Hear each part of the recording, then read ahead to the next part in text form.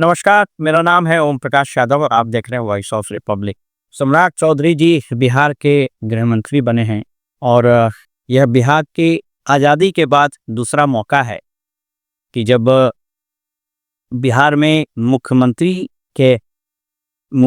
से अलग हटाकर किसी विभाग में गृह मंत्री बनाया गया। इसके पहले गृह मंत्री, इनफैक्ट बिहार के सबसे पहले गृह मंत्री रामानंद तिवारी जी थे, जो शिवानंद तिवारी जी के पिता हैं।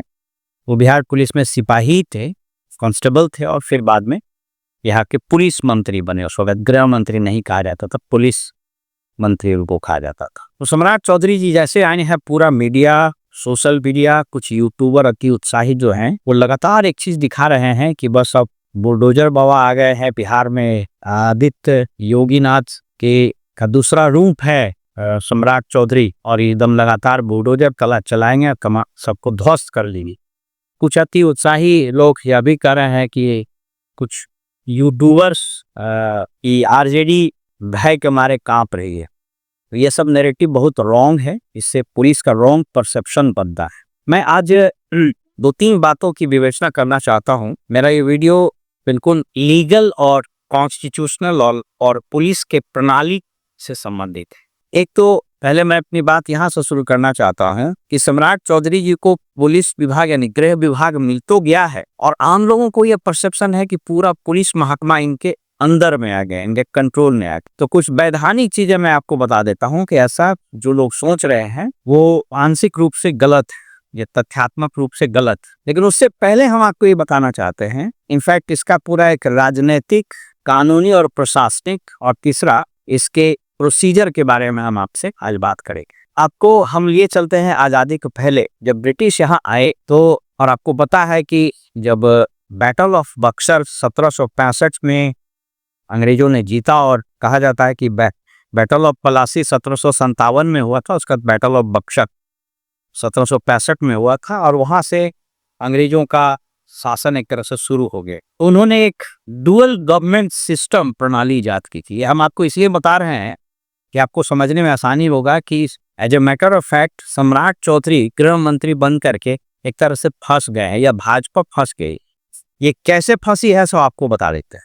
ये डुअल गवर्नमेंट सिस्टम था, उसमें अंग्रेजों ने पूरे प्रशासन को 2 भागों में बांट दिया। एक को बोला जाता है दीवानी और दूसरे को बोला जाता है निजामत।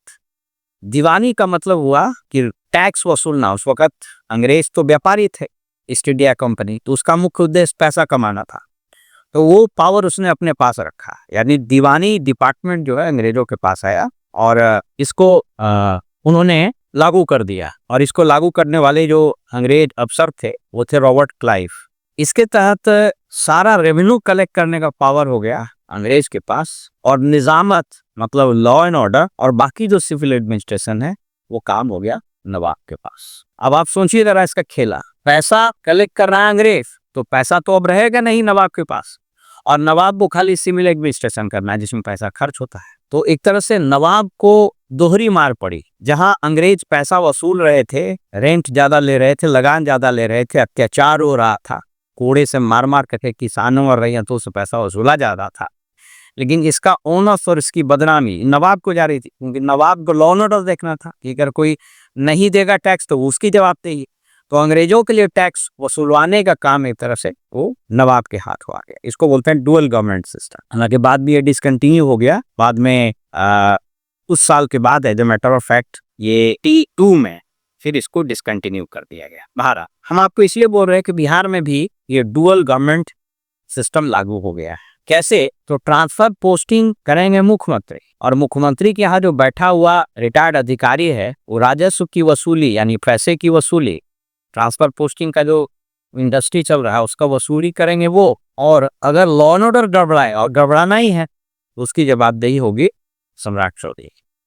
तो आप सोच लीजिए कि अंग्रेज वाला सिस्टम 1765 में, यानी आज से सोच लीजिए लगभग 300 साल के, पौने 300 साल पहले जो व्यवस्था लागू किया था अंग्रेजों ने, वही व्यवस्था नीतीश कुमार जी यहाँ लागू करते। तो अब सम्राट चौधरी जी लाठी उठी चलाते रहेंगे, हाथ में इनके कुछ नहीं है। ये पहली बात। अब हम आते हैं इसके कानूनी पक्ष पर। मैंने ऐसा क्यों कहा कि सम्राट चौधरी के पास बहुत सीमित अधिकार कौन? किसी भी राज्य का प्रशासन, किसी राज्य की सरकार संविधान के अनुसार चलती है। और संविधान की प्रति मेरे पास है यहाँ, तो ये संविधान की प्रति मेरे पास है। तो संविधान के अनुच्छेद 166 के तहत एक नियम बनता है और उस नियम के तहत सरकार चलती है। उस नियम का नाम बिहार में है रूल्स ऑफ एग्जीक्यूटिव बिजनेस। इसी से पूरा शासन चलता है। इस रूल्स ऑफ एग्जीक्यूटिव बिजनेस में तमाम विभागों की चर्चा है और विभाग के क्या क्या दायित्व हैं और मंत्रियों के क्या क्या दायित्व होंगे, मंत्रियों और सचिवों में कैसे काम, उस सब का व्याख्या दिया हुआ है। बिहार में जो बना हुआ है नियमावली, उसको बोलते हैं रूल्स ऑफ एग्जीक्यूटिव बिजनेस 1979। इसमें नीतीश कुमार जी 2017 में एक बहुत संशोधन पहले भी हुए, लेकिन जो सबसे एक मजेदार संशोधन हुआ वो हम आपको दिखा देते हैं। वो संशोधन हुए इनफैक्ट 2005 में जैसे ही नीतीश जी आए तो रूल्स ऑफ एग्जीक्यूटिव बिजनेस में संशोधन जरूरी भी था, उन्होंने बहुत सारे संशोधन किए। ये संशोधन हम आपको स्क्रीन पर दिखा देता है। इसको देख करके आपको स्पष्ट होगा कि ऑल इंडिया सर्विसेज के अधिकारियों का ट्रांसफर, पोस्टिंग, उनका कंफर्मेशन, यहाँ तक उनकी छुट्टी, यह मुख्यमंत्री के द्वारा अनुमोदित हो। इसका मतलब बिहार में जितने आईपीएस हैं उस पर गृह मंत्री जी का कोई नियंत्रण नहीं रहेगा, प्रभावी नियंत्रण नहीं रहेगा। कहने को सैल्यूट मार देगा लेकिन नियंत्रण नहीं रह सकेगा। तो ये आईपीएस जिसकी पोस्टिंग एएसपी से शुरू होती है, तो एएसपी से लेकर के डीजी तक, हालांकि डीजी में तो फिर दूसरी व्यवस्था है, तो वो मुख्यमंत्री को गृह मंत्री सम्राट चौधरी के पास नहीं रहेगी। अब आइए नीचे आए, सिपाही से लेकर के इंस्पेक्टर तक, सिपाही से लेकर दरोगा तक तो जिले में एसपी करता है। इंस्पेक्टर का कुछ मामलों में उस जोन में डीआईजी आईजी होता है और उसके लिए भी बकायदा सिस्टम बना हुआ है, तो वो करता है। अगर जिले से इधर उधर ट्रांसफर होना हो तो उसमें डीजीपी या फिर जिस लेवल से होना होगा पुलिस बोर्ड बना हुआ एस्टेब्लिशमेंट बोर्ड, उसके हिसाब से होता है। यानी वहां पर गृह मंत्री का कोई इंटरफेरेंस नहीं, उनका कोई अख्तियार नहीं। वो सिपाही से लेकर इंस्पेक्टर तक आप कर नहीं सकिएगा और एएसपी से लेकर के डीटी तक का वो पावर नहीं है। हाँ, ट्रांसफर पोस्टिंग आप सिर्फ जून में कर पाइएगा बिहार पुलिस सर्विस यानी डीएसपी लोगों का। तो अभी जो राज्य में हालत है वो डीएसपी का हालत वैसे ही है कि जैसे जिला में एडीएम का हालत रहता है। वो बेचारा न तो एसडीएम है और न तो वो डीएम है।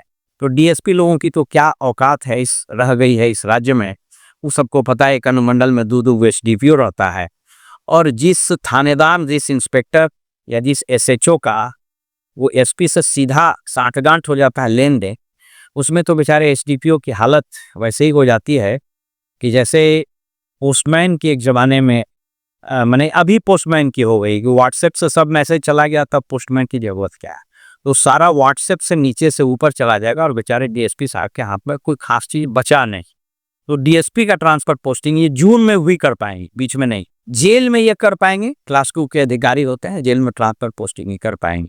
और एक अभियोजन सेवा होता है, वो भी गृह विभाग के तहत ही आता है, जिसमें असिस्टेंट प्रोसिक्यूशन ऑफिसर वगैरह, हमने सरकारी वकील आप मान लीजिए, उसको कर सकते हैं।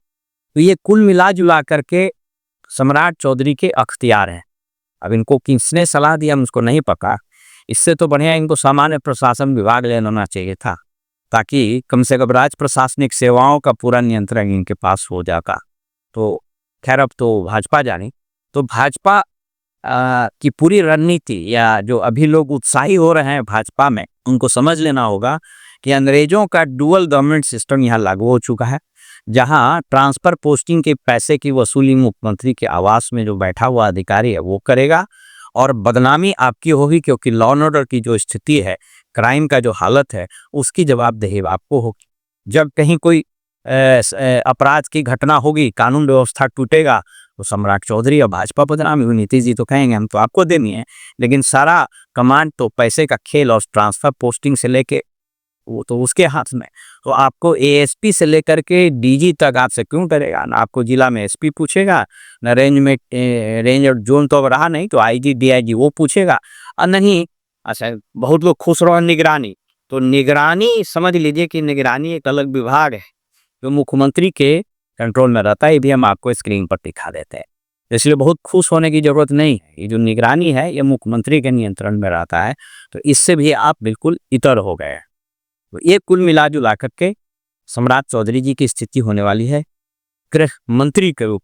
लेकिन तीसरी बात जो हम आपसे आपके सामने करना चाहते हैं वो ये करना चाहते हैं कि अगर यह सरकार या भाजपा या जो नई एनडीए की सरकार है ये वाकई में पुलिस में या पुलिस को अच्छे से काम करना चाहती है या दिखाना चाहती है कि हमारा कानून व्यवस्था अपराध ये सारी मशीनरी दुरुस्त हो जाए, जिसको बहुत कुछ करने की जरूरत नहीं है, सारी चीज बने हुए हैं। आपको अब बताते चलें कि बिहार में जो बिहार पुलिस मैनुअल है वह 1978 का है। समय समय पर इसमें संशोधन भी होते रहे हैं, लेकिन ये अच्छा आपको बताते चलें कि इसके पहले का जो पुलिस मैनुअल था ब्रिटिश के समय में था वो 1884 वगैरह का था, जहाँ तक मुझको स्मरण आ रहा है। तो ये अब देखिए कि कोई आदमी का इसलिए कहता है कि कितना पढ़ा लिखा है ये बहुत मैटर नहीं करता है, विजन कितना है। यहाँ हम रामानंद तिवारी जी की चर्चा करना जरूर चाहेंगे। ये जो होम मिनिस्टर हुए तो इन्होंने इस पुलिस मैनुअल में संशोधन के लिए एक कमेटी बनाई, सोच लीजिए उस समय, और ये संशोधन 1 जून 1971 से काम करना शुरू किया। ये हम आपको स्क्रीन पर दिखा। उस वक्त का पूरा सिस्टम समझिए। अभी एगो एमएलए हो गया तो बुझेगा कि हम तो बहुत बड़ा चीज है, हम उसके अंदर में या उसके कमेटी में क्यों काम करेंगे। तत्कालीन गृह मंत्री रामानंद तिवारी जी ने जो कमेटी बनाई उसमें त्रिलोक नाथ उस वक्त आईजी थे, वो चेयरमैन हुए। फजलुर रहमान एमएलए थे, वो उसके मेंबर हो। सोच लीजिए आज के एमएलए को कहेगा मेंबर बनने के लिए आईजी के साथ तो कहेगा काम कैसे बा। एक जयनारायण, श्री जयनारायण जो आईपीएस में थे, रिजाइन करके एमएलए बने थे, वो इसके मेंबर थे। कुमार तारानंद सिंह ये रेजिडेंट डायरेक्टर थे टिस्को जमशेदपुर के, वो मेंबर बने। और सत्येंद्र नारायण अग्रवाल ये डिप्टी स्पीकर थे लेजिस्लेटिव असेंबली यानी बिहार विधान सभा के, वो इसके मेंबर हुए। इसके अलावा finance commissioner, home secretary, law secretary, IG administration, ये सब इसके एक्स ऑफिशियल मेंबर हुए। मैं आपको बताना क्या चाह रहा हूं, सोचिए उस वक्त का माइंडसेट। ये आईजी के नहीं, उस वक्त आईजी मतलब डीजी हुआ, डीजी होंगे, उनके चेयरमैनशिप पे इन लोगों ने काम किया। और उसके बाद ये पूरी रिपोर्ट बनी और 1978 में ये पुलिस मैनुअल लागू हुआ। सिर्फ इस पुलिस मैनुअल को अगर ठीक से लागू आप करा दें, क्योंकि इसमें समझने वाली बात है। आज मेरी एक बहुत सीनियर पुलिस अधिकारी से बात हुई, बहुत रिटायर्ड आईपीएस अफसर से। उन्होंने एक बड़ी अच्छी बात कही कि उन्होंने यही कहा कि इस पुलिस मैनुअल को जब आप पढ़िएगा तो आपको समझ में आएगा कि पुलिस को करना क्या है। तो पुलिस को कुछ नहीं करना है, एक इंसान दूसरे इंसान के साथ कैसा बिहेवियर करता है, यही पूरी पुलिसिंग है। जैसे अगर कोई व्यक्ति थाने में जाता है तो जो एसएचओ है या फिर फॉर दैट मैटर और कोई पुलिसकर्मी है, उसको वैसा ही व्यवहार करना चाहिए जैसा एक मानव दूसरे मानव के साथ करता, तो सारा खेल बिल्कुल ठीक हो जाएगा। एक मानव दूसरे मानव के लिए क्या कर सकता? थाने में लोग क्यों जाते हैं? वो कष्ट में, उसके साथ कुछ आपराधिक घटना हुई या कुछ और इशू है, उसके साथ कोई तकलीफ में है, तो मानव मानव के साथ कैसा व्यवहार करता? अगर कोई तकलीफ में है तो उसकी तकलीफ को वो सुने, समझे और वो विधि सम्मत कार्रवाई करे। बस इसी को सुनिश्चित कराना ये इफेक्टिव पुलिसिंग का काम है। इस पुलिस मैनुअल को हम सरसरी निगाह से थी कि अब तो हम सेवानिवृत्त हो गए, उसको हम देख रहे, एक एक चीज इतनी बारीकी से लिखा गया है कि कई एक साल बाद वही बात सुप्रीम कोर्ट अब कह रहा है। कैसे गिरफ्तारी होनी चाहिए, गिरफ्तारी के सामने क्या प्रोटोकॉल होंगे, गिरफ्तारी के बाद उसको कैसे सूचना उसके परिवार को देनी चाहिए, ये सारी चीजें स्पष्ट है। वे गृह मंत्री जी अगर कुछ करना ही चाहते हैं तो सबसे पहला काम इनको हम सुझाव ये देंगे कि इस बिहार पुलिस मैनुअल को पहले आप छपवा लीजिए, क्योंकि आपको जान करके आश्चर्य होगा कि बिहार पुलिस मैनुअल 90% थानों में है ही नहीं। तो ये सरकार तो सब चीज डिजिटाइज हो गई, वो है ही नहीं। पुलिस ऑर्डर बुक 1984 का उन्होंने बताया कि पुलिस ऑर्डर बुक में सबसे पहले कहीं लिखा हुआ है कि भाई ये पुलिस ऑर्डर बुक की एक कॉपी हर एक थाने में रहेगी। गृह मंत्री को मेरा सलाह है कि आप जिस थाने में जाइए तो पहले पूछिए पुलिस ऑर्डर बुक आपके पास है कि नहीं, पुलिस मैनुअल है कि नहीं। एक बहुत सीनियर आईपीएस अफसर थे अरविंद पांडे, मुझको याद है उन्होंने उस वक्त डीजी थे अभयानंद जी, उनको पत्र लिखा था। बिहार पुलिस की एक ऐसी नियमावली है जिसे पुलिस हस्तक कहा जाता है, जो 1978 के बाद से अब तक प्रकाशित ही नहीं हो पाई। कर्पूरी ठाकुर जी जिस समय मुख्यमंत्री थे उनके समय में यह विस्तृत पुलिस मैनुअल बनाया गया था और उसको प्रकाशित कराया गया था। वो नियमावली है जिसके आधार पर पुलिस यहाँ कार्य करती है। अब 2014 में मैं दरभंगा में आईजी था। मैंने देखा कि कहीं भी उपलब्ध थानों में उपलब्ध नहीं है पुलिस मैनुअल। तो मैंने एक डीजीपी साहब को पत्र लिखा। उसके आधार पर वो पत्र प्रकाशित भी हुआ अखबारों में। उसके आधार पर माननीय मुख्यमंत्री नीतीश कुमार जी ने पुलिस मैनुअल की 10,000 प्रतियां प्रकाशित करके सभी अधिकारियों को, पुलिस अधिकारियों को उपलब्ध कराने का आदेश दिया था, किंतु आज तक गृह विभाग उसको प्रकाशित नहीं कर पाया है। कारण वही जाने। इस पुलिस मैनुअल में सिपाही से लेकर एसपी तक के विस्तृत कर्तव्यों का वर्णन किया गया है।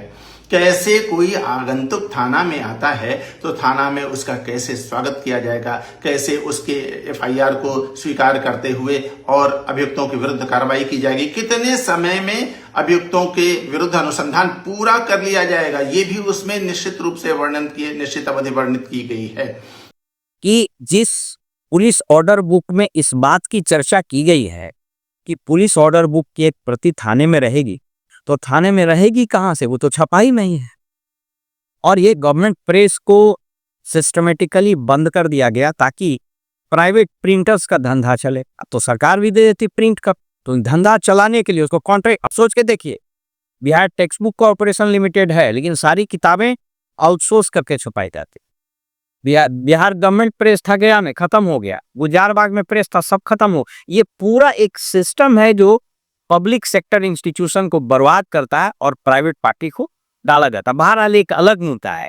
तो गृह मंत्री जी को मेरा सबसे पहला सलाह ये है कि आप सिर्फ यह सुनिश्चित कर लीजिए कि पर्याप्त संख्या में बिहार पुलिस मैनुअल 1978 और पुलिस ऑर्डर बुक 84 ये और जो नया पुलिस अधिनियम आप बनाए ना 5 पन्ना का, हालांकि हास्यास्पद है, यह बिहार पुलिस अधिनियम 2007 में बना और इसके सेक्शन 94 में लिखा हुआ है कि सरकार इसके लिए एक नियमावली बनाए। तो अगर नियमावली नहीं बनती है तो वो एक्ट लागू ही नहीं हो सकता।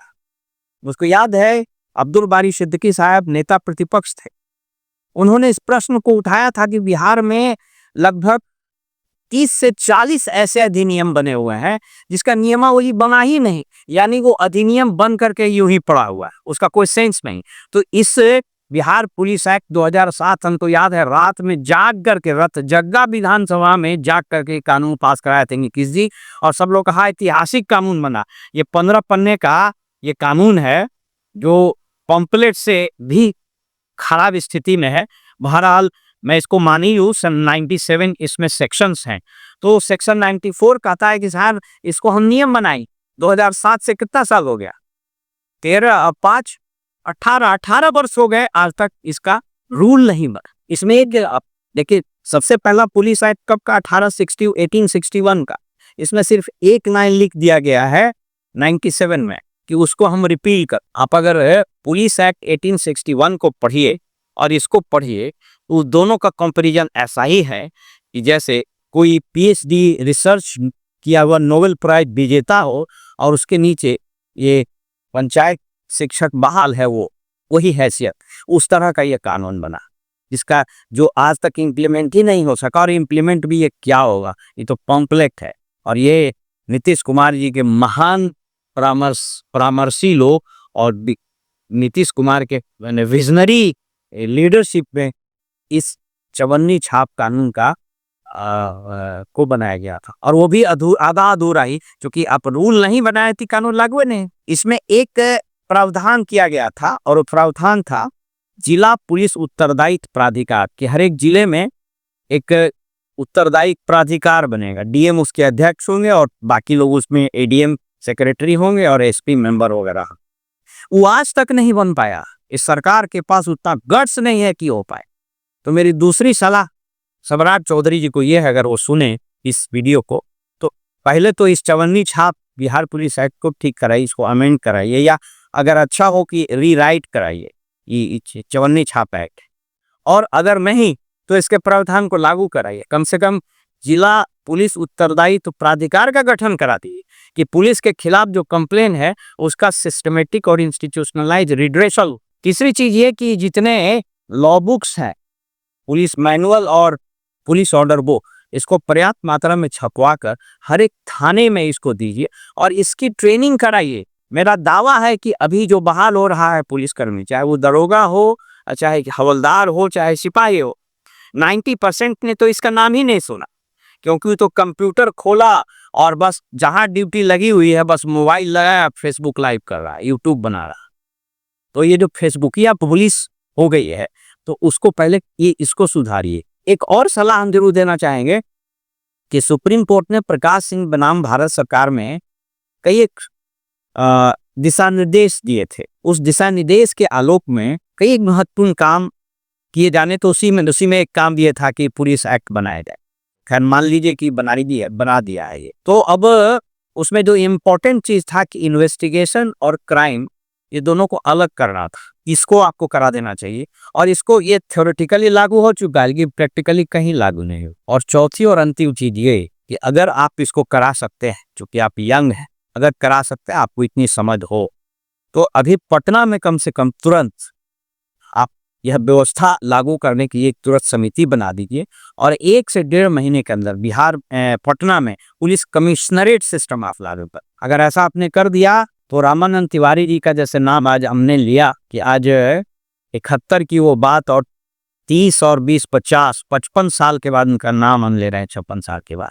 तो कदाचित 55-56 साल के बाद मेरे ही जैसा कोई व्यक्ति अगर जिसको इस बात का इंटरेस्ट रहेगा या उसको लगेगा कि ऐसा बताना चाहिए समाज को, तो वो शायद बता रहा होगा कि सम्राट चौधरी गृह मंत्री बने थे रामानंद तिवारी के बाद, इन्होंने ये सब काम किया।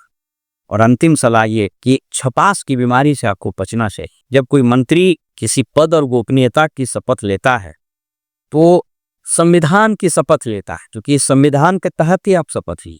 और इस संविधान में जो आपको अधिकार, जो भी सीमित अधिकार है, वैसे आपको बहुत अधिकार नहीं, मैंने स्पष्ट कर दिया, आप डुअल गवर्नमेंट सिस्टम में फंसे हुए हैं, लेकिन फिर भी आपके पास कुछ अख्तियार तो है। उसको कहता है ना कि किसी भी काम को करने के लिए 2 चीज की जरूरत होती है, एक नियत और दूसरा तकनीक। तो तकनीक से मेरा यहाँ मतलब कानूनी अधिकार से। आप कानूनी अधिकार कम भी है लेकिन आप बहुत कुछ कर सकते। तो आप के पास जो भी सीमित अधिकार है तो उसको छोड़कर फिर ट्रांसफर पोस्टिंग सबसे बड़ी बात नहीं होती। ट्रांसफर पोस्टिंग में कौन ज्यादा इन्वॉल्व रहा है, इसको पैसा कमाना है।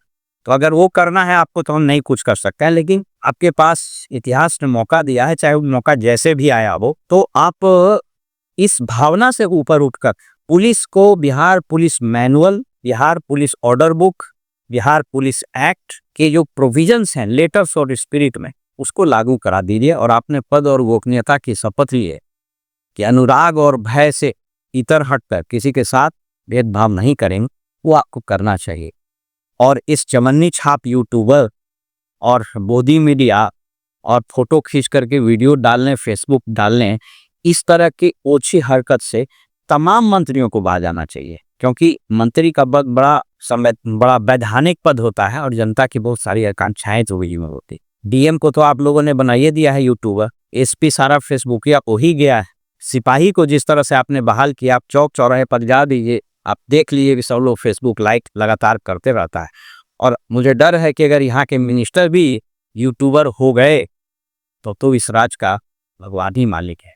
मेरा ये सुझाव आपको कैसा लगा, मैं सरकार से पूछ रहा हूँ। अगर आपको अच्छा लगे इसको एग्जीक्यूट कर सकते हैं। नागरिकों से भी अपील है, पुलिस को, सरकार को और मंत्री को इस नजरिए से देखना चाहिए, न कि छपने वाले उछल कूद और अनर्गल बयान देने वाले मंत्रियों की वाहवाही करनी चाहिए, क्योंकि सरकार का हर अंग समाज का प्रतिबिंब होता है। अगर समाज फेसबुकिया हो जाए तो सरकार भी फेसबुकिया होगा, समाज अगर यूट्यूबर हो जाए तो मंत्री भी यूट्यूबर ही हो जाएगा।